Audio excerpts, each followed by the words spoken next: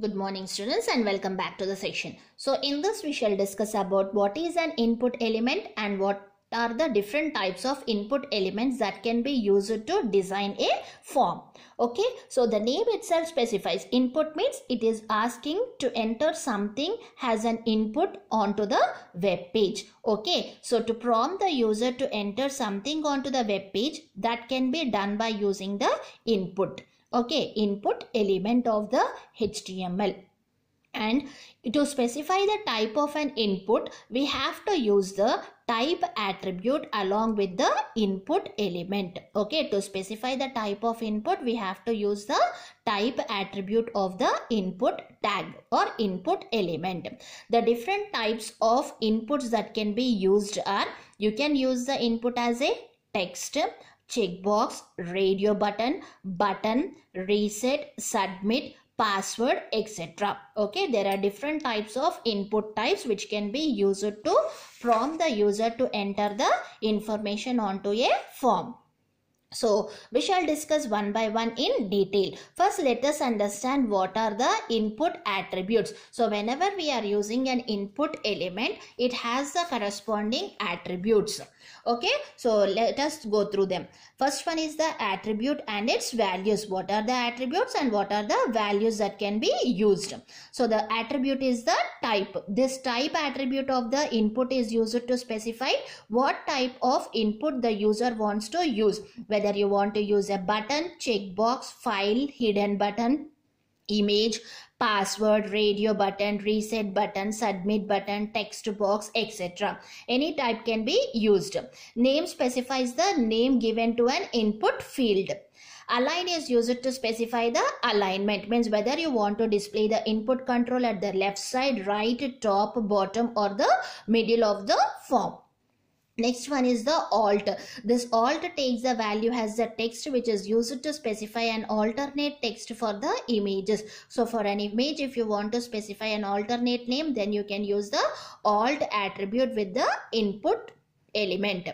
Next one is the size. Size takes the value as the number which is used to specify the width of the input element or input type. SRC represents the source which takes the value as the URL. This URL is mainly related to the images. When you want to upload any image onto an input field, then you have to use the SRC attribute whose value is the URL. Next one is the value, which takes the value as the text. So specifies the value of an input element. Okay, you can specify a value for an input element. Next, maximum length, which takes the value as the number, which is used to specify the maximum number of characters that has to be entered onto a input field. Next, height, which takes the value as the pixels, used to specify the height of an input element in the pixels. Width is an element which takes the value as an pixel and which is used to specify the width of an input element. Okay, so an input element is an empty tag, means it doesn't contain any other information except from the attributes. So empty element can contain only the attributes. Okay, the syntax is input type is equals to whatever the input type of field you want to use. Either you want to use a button, checkbox, image, etc. Next, you have to specify the attributes. Okay, attribute 1 equal to value 1, attribute 2 is equals to value 2 and so on. Attribute n is equals to value n. Here I am taking the example as input type is equals to text. Name is equals to name. The name can be anything. Size I am specifying it as the 20. Means the width of the input box will be as 20. Maximum length is 10. Means I can enter only 10 characters into the input field. Okay, I have taken an example where my form is containing the username and the password. Okay, so this is the text box and this is also text box and this is a button. Okay, here I am writing it as input type is equals to text, name is equals to username, since it is containing the username. Okay, I am specifying the width of the text box is 10. Maximum number of characters can be as 10. Next one is the password. Since I'm using the password, I'm using the type of the input is password. Okay, it should be hidden from others. Okay, and the length is 8 characters. After entering the information, you have to click on the submit button, where I'm taking input type is equals to submit, and the name of the submit button is B1, whose value is submit. Okay. The next input is the drop-down list. So the drop-down list contains the list of items among which the user can select one or more items depending upon the requirement. So the drop-down list box can be created by using two elements, that is the select and the option. Here we don't have directly the drop-down element. So always a drop-down can be created by using the select and the option tags. So what is the purpose of these tags? So the select tag is used to create a drop down list box. So we cannot create the list drop down list directly by using the drop down element. We have to use the select tag. Okay, and inside the select tag we are going to use the options tag, which contains the options that are to be selected by the user. Okay, the possible attributes of the select. What are the attributes? We have the name, size, multiple, disable. Name takes the value as the name, which is used to specify the name of the select one or the drop down list. Size specifies the number. Okay, what should be the size of your drop down list box? Multiple represents multiple options to be selected. At any given time you can select multiple options. If you don't specify these options, it allows to select only one option from the drop down list box. Disable takes the value as a disable. It is used to disable any list item from the drop down. The next one is the options and its attributes. So the option element has the attributes. The attribute is the label, which takes the value as the text. So here this is nothing but this is called as the label, which is used to specify the options to the user. And the next one is the value. Value takes the value as the text. So what should be the value on the label? That is the text. It has been represented in the drop down list. Selected represents which item has to be selected and displayed as a pre-selected item in the drop-down list box. Okay, I think you have observed whenever you click on the groups, you get different types of groups, and default one group will be selected in the list box. So to specify a list item as a pre-selected item, we are going to use the option called as the selected with the option element. Next, disable. Disable is used to disable the item or the element from the list. Okay, here we shall see an example of how to create the drop down list box. Okay, so here I am taking a form. The form name is form 1, and I have to create a drop down list box by using the elements like the select and the option. So select a name is equals to group, means my drop down list box name is the group, and in which I am specifying the options as option value is equals to BSc, option value is equals to BCom, option value is equals to BBA, among which I am making the selected item as the BBA. So whenever you want to specify it, you have to use the attribute called as the selected with the option element whose value is selected. Means by default the BBA is being selected. Okay, so the drop down list box contains a list of items, and the drop down list box should be created by using the elements called as the select and the option. Next element we have is the text area as the input. Okay, the text area is used to enter multiple lines of information. Okay, so like you can specify some messages or some comments regarding any content that can be taken in the unlimited form. So it takes the content in an unlimited form. So to specify this, we have to use the element called as the text area. Okay, text area tag is used to create the text area. Okay, within the text area, to specify the number of rows and columns, means in how many lines and how many rows you want to enter the information, that can be specified by using the attributes called as the columns and the rows. Okay, we can specify the number of rows and the columns of the text area by using the columns as well as the row attributes of the text area element. Okay, so the attributes of the text area are name, which is used to specify the name of the text area. Column represents, it takes the value as the number, which represents the number of columns on the text area. Next one is the rows, which takes the value as the number, which specifies the number of rows of the text area. Disabled, it is used to disable the text area field. Next, maximum length means how many number of characters has to be entered onto the text field. It takes the value as the number. Okay, the possible attributes are name, columns, rows, disabled, maximum length. So here is an example, that is form is equals to form 1. What is the information I want to print? Text area is equals to text area name is equals to message, means I am giving the text area name as the message since I want to enter some message. In how many rows and how many columns? I want to enter the information in 10 rows and 10 columns. So I am entering the information as good morning, have a nice day, and close the text area and close the form element. Okay.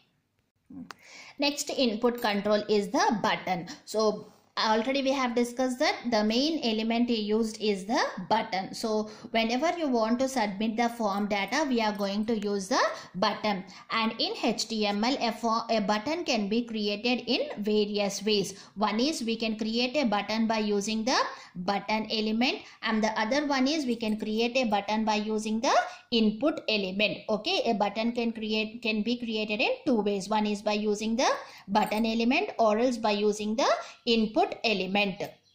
Okay, but the difference when you create a button using an input element and when you create a button using the button element is, using a button we can specify, we can include some images or text onto the button. But whereas if you create a button using the input, only we can display the button but we cannot display any images onto the button. Okay, when you create a button using the button element, we can include the text or the images onto the button. But whereas if you create a button using the input element, it contains only the button but it doesn't contain any text or images onto it.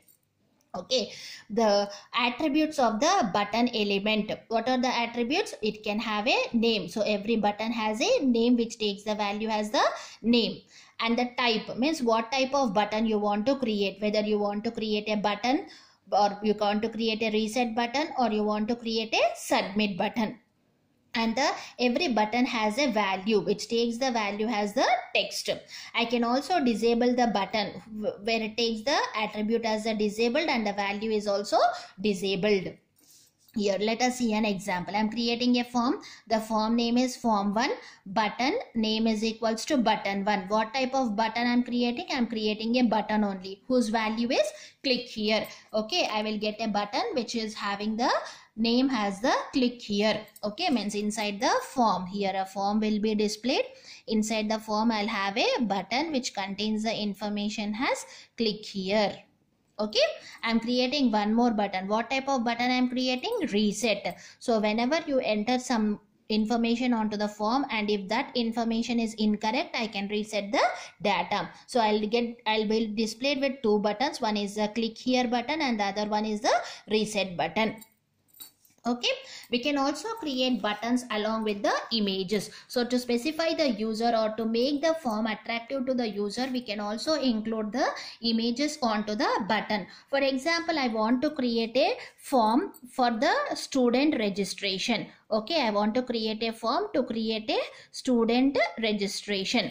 Okay, so in that I give a command or I give the button name as the register. So instead of giving the register as the text value, on this I want to display a image which contains the information as the register. So the image contains the information as the register. So seeing this, the user understands that this form should be entered as an information and it is used for the registration purpose.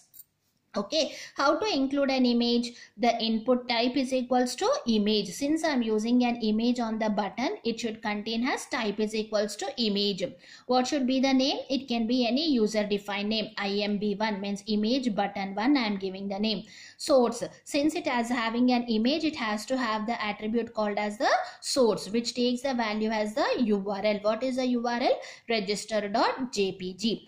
And what should be the height of the image? It should be 50 pixels. What should be the width of the image? It is 80 pixels. Okay. The next one is the field set. What is the purpose of the field set? So it is used for grouping of the related data. Okay, the field set is used for grouping of the related data fields. For example, if you want to specify the subjects of your course, okay, subjects of your course, so you can write it as BSc. What are the subjects you have in this? You have mathematics, stats, computers, etc. So all the subjects can be included as a single group. So the field set is used for grouping of the related data fields, and it can be created by using the elements called as the field set as well as the legend. Okay, two elements should be used for the creation of the field set. One is a field set element and the other one is a legend element. Okay, the field set is used for grouping the related items of the form. Okay, whenever I specify a field set element, it draws a rectangular box around the options. Okay, whatever the options I'm specifying inside the field set element, for that a rectangular box will be drawn or a rectangular area will be occupied. And to specify the options inside it, we are going to use the legend element. Okay, the legend element is used for specifying the caption of the field set. To specify the caption for the field set, we are going to use the element called as the legend. Okay, first the field set is used to occupy a rectangular area on the form, and after occupying the rectangular area, to specify some caption to that rectangular area, we are going to use the legend element. Okay, here is an example. Form name is equals to form1. Okay, so this field set can be specified inside the form, or else we can also specify it as the outside of the form also. So I am specifying it in the outside of the form. So first element is to create a field set, we have to create the field set. So whenever this element is executed, it occupies a rectangular space on the web page. And to specify the caption, I am specifying the caption using the element called as the legend. What is the information I am specifying? It is the health information. Okay, this rectangular area is given a name as the health information. Next, inside this, I am closing this one. After the legend, I have given the caption and I am closing the legend. And inside the form field set itself, I am creating a form. What is a form? Form name is equals to form1. What are the types I am creating? Height and width. With which controls? Input controls. Okay. Input type is equals to text, size is equals to 3. Means the width of this text box is 3. And the next one is height and width. Input type is equals to text, size is equals to 3. Means width of the text box is 3. Okay, close the form and close the field set. Okay, so whenever this is being executed, this is the output which will be displayed. The next input control is the label. Okay, the label is used to tell the user to enter the value into the form field. Okay, so the label is used to specify the user to enter some value onto the associated input field. Okay, the label can be created by using the label element or the label tag. So whenever you are using the label, it contains the attribute called as the for. And whatever the value I am entering onto the for attribute should be equals to the ID value of any other input field. Okay, so the value of the attribute for the for attribute should be equals to the ID attribute of the related element that is using the label element. Okay, so for example, I'm taking here as form name is equals to form1, where I'm taking the control as the input. Okay, input type is equals to radio, name is equals to drink. Okay, any drink. What is the ID I'm specifying for the input field radio? It is the Pepsi. Similarly, whenever I'm using the label, now I'm using the label for equals to, what should be the value? Whatever the value I have given in the input field, the same value has to be there for the for attribute in the label element. So for equals to Pepsi means it is going to link this label with the input field. And what is the text it has to display? Pepsi. Close the form element. So in the output window, I'll get a radio button whose value will be the Pepsi. Okay, next one is the file upload. So this is used to upload some files onto the web page. This file can be anything. It can be a document, it can be a web page, it can be an Excel sheet, it can be an image, etc., or any other data file also. Okay, we can upload a file onto the web page by using the file upload input element. So the syntax is input type is equals to file. What I'm uploading? File. Every file has a name, so name is equals to upload file. What is the name I'm giving to the input control? Upload file. What is the ID value? Upload file. It need not be the same as the name. Okay, to avoid the confusion, we have taken both as the same names. So input type is equals to file, name is equals to upload file, ID is equals to upload file.